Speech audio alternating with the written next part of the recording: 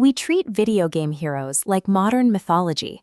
Today, the biggest characters in gaming stand firmly atop the marble halls of global pop culture.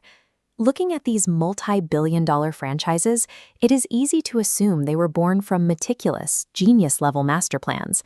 We look at a character's signature traits and assume every single detail carries some profound narrative purpose.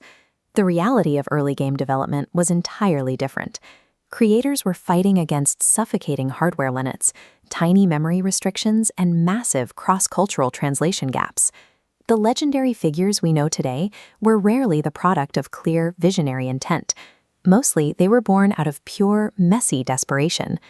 To find the actual origins of gaming's biggest stars, we have to dig deep through the forgotten mistakes, broken code, and forced workarounds that accidentally built them. In the early days of home consoles, specifically the 8-bit era, defined by hardware like the Nintendo Entertainment System, developers had an incredibly tiny canvas to work with. A young designer named Shigeru Miyamoto was tasked with creating a recognizable protagonist on a highly restrictive pixel grid. He had barely any memory to allocate to character details. This 8-bit grid reveals two problems. Animating flowing hair required too much memory, and squeezing a mouth into a few pixels created a distorted mess. Miyamoto's mechanical workaround was brilliant. A hat bypassed hair animation, and a massive mustache covered the mouth. The red cap and the thick mustache are instantly recognizable global fashion statements today.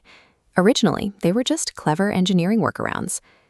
Beyond hardware, developers also faced steep linguistic barriers during the international arcade boom. When Miyamoto was naming his Miu arcade villain, a giant barrel-throwing gorilla, he wanted to convey the idea of a stubborn ape to American audiences. To find the right English words, the team reportedly consulted a Japanese to English dictionary.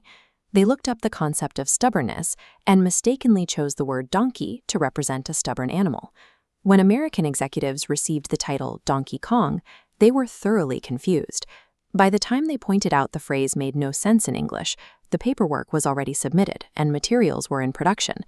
A simple translation error bypassed corporate approval and permanently locked in one of the strangest yet most famous titles in gaming history.